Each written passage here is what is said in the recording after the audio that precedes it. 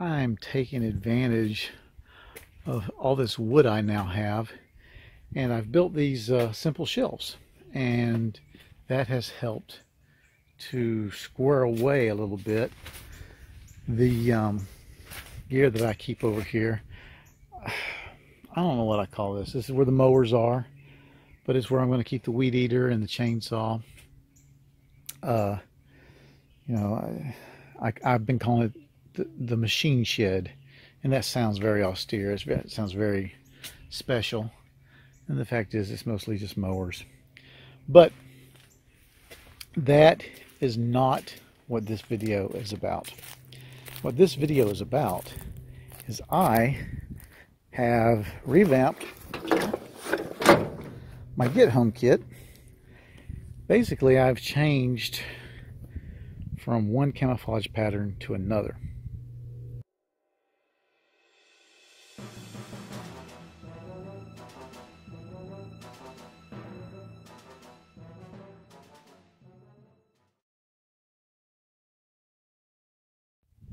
Now, if you clicked on this video wanting to see an in-depth look at what goes into my Get Home kit, that's not this video, and I apologize. I will link down below to some really good videos of what I keep in my Get Home kit and why. This video is mostly about, yeah, it's a revamp, but the guts aren't changing that much. It's the camouflage pattern, and here's why. I work at Hurlburt Field, which is the Air Force Special Operations Base. And if I had to get home quickly for whatever reason, and I was afoot, I would be going through the base reserve area. And long ago, I decided to do my best to look like one of the Army Ranger or Air Force Special Forces guys that are very common to see in the reserve area. And that would be more to kind of a hide in plain sight, just not draw attention to myself, because nobody thinks twice about seeing those guys on the side of the road, going into the woods, coming out of the woods, you know, skirting gas line property, power line property. Just, they're up to all kind of things all the time. And around here, we're used to that. And so that's always been my plan. Now, I've stuck with the old woodland camo, partly because I just think it is the best camo there is, especially from my area, but also because a lot of the Special Forces guys still use it. I see it. My building that I work at is right next to the building, or a building, where some of the Air Force Special Tactics guys work out of, and I watch what they wear when they go to the field, and they gravitate a little bit toward that. But the Army Ranger guys, which are also here, the Florida phase of Army Ranger training is here, and those guys really love that stuff. So I felt good using that. But I've got to tell you, I'm seeing less and less of it. I'm seeing more and more of both the Army and the Air Force guys going to the multicam. And I have managed to procure, through thrift stores and surplus stores, enough gear that I now feel good enough about switching over. And that's what this is about. So let's put the old gear away. That's probably going to go into the truck, replace what I've got in the truck, or maybe I'll just keep it on standby. And let's look at what I'm going with in this Camo backpack. It's a little big, but everything's going to be more self-contained. For instance, I no longer have to attach water bottles. These compartments here on the side hold water bottles. So it's the same gear in a little bit bigger bag. So I've already shown you what goes in the two large side pouches, two Nalgene water bottles and one cup. These top pouches, I've got some heat tabs, and then that's my headlight kit with batteries. Over here, I really haven't put anything yet. I may not. Now, on these outside pouches, this will actually be empty, because if I decide I have to use my Get Home kit, these are the clothes I will be putting on and starting out with. This is an old and rather worn set of the multicam, and I keep calling it multicam. They call it, I forget what they call it, but we're going to call it multicam. The multicam uppers and lowers, top and bottom, pants and shirt.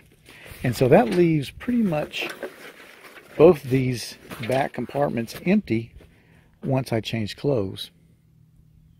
Now my footwear will be these boots right here. Well, not these specifically, these are old ones that I wear for working around the house, but these Marine Corps wrap boots is what I wear to work. So should I have to do a get home, I'm already wearing the boots I would wear for a cross-country trek. This pack opens up really nice. I mean, it just totally opens.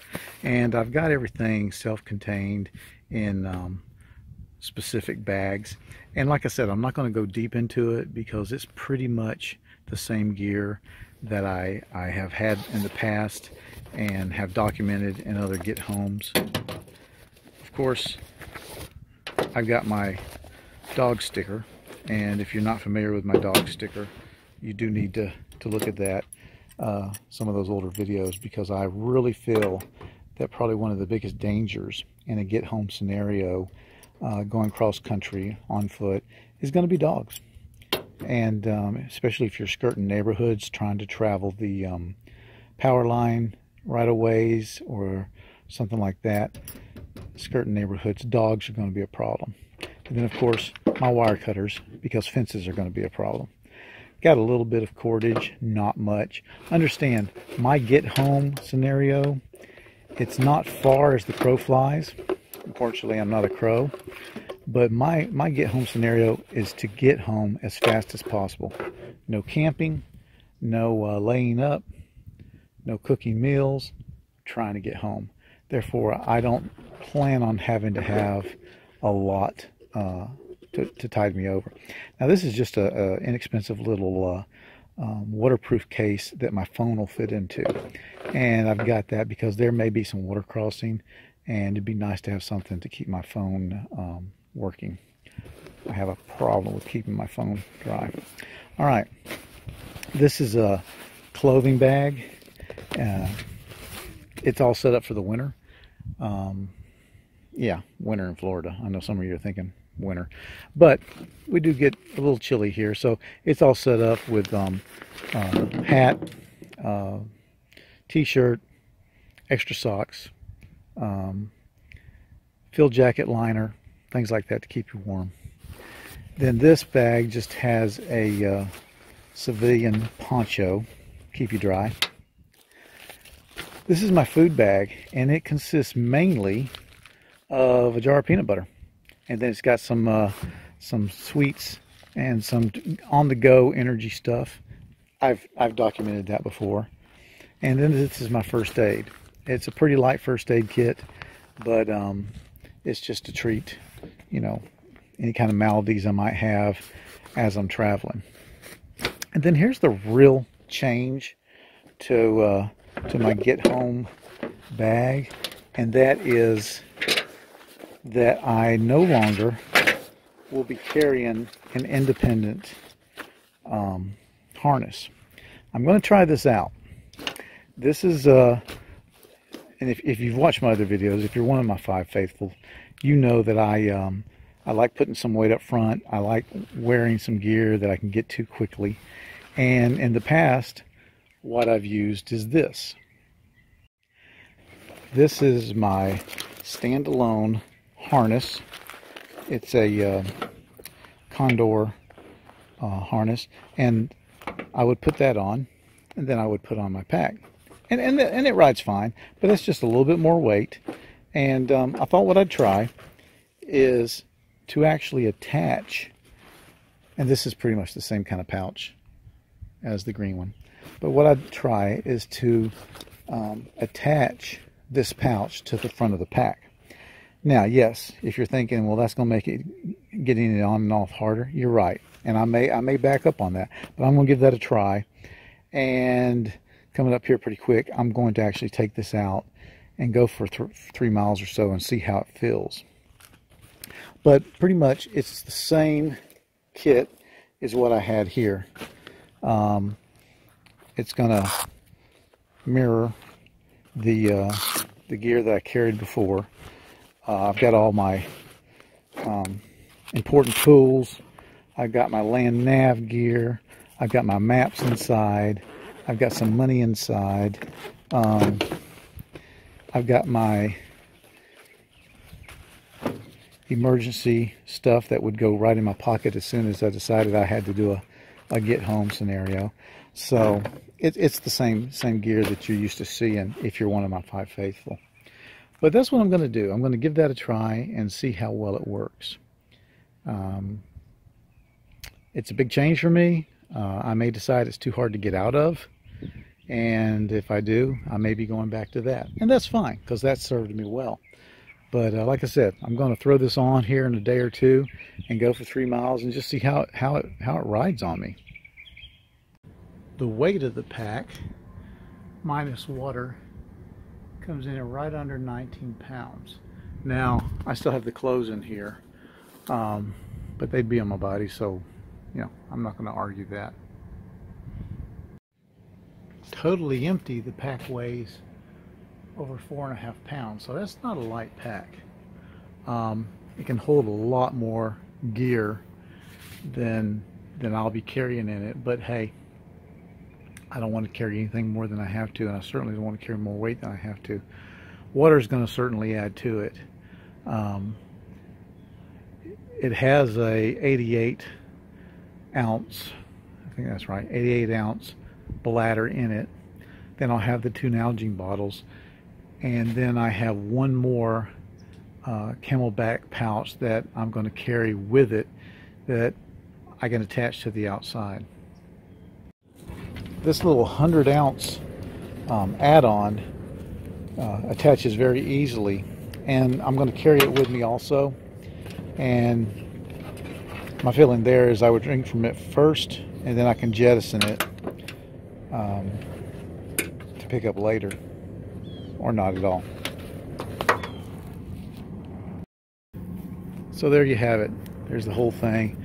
That's how that little Camelback fits on top of it, and it rides pretty well. So with the internal bladder, the 2 Nalgenes, and this external bladder, we're looking at 250 ounces of water. Not bad, not bad, not bad. I am carrying some water purification, and there will be one river for sure, and maybe 2, and several streams that I'll be crossing that I can get more water. But you know, time is of the essence, and the less time I have to spend doing that, the better. So I want to start out with as much water as I can, and I like water. I suck it down. So that's my new get home. It's a little large. It's not that heavy, but it's a little large. 20 pounds plus water. I'll have to do the math on that. It adds up, but it's what it is. I just wanted to share that with you. Hey, thanks for watching.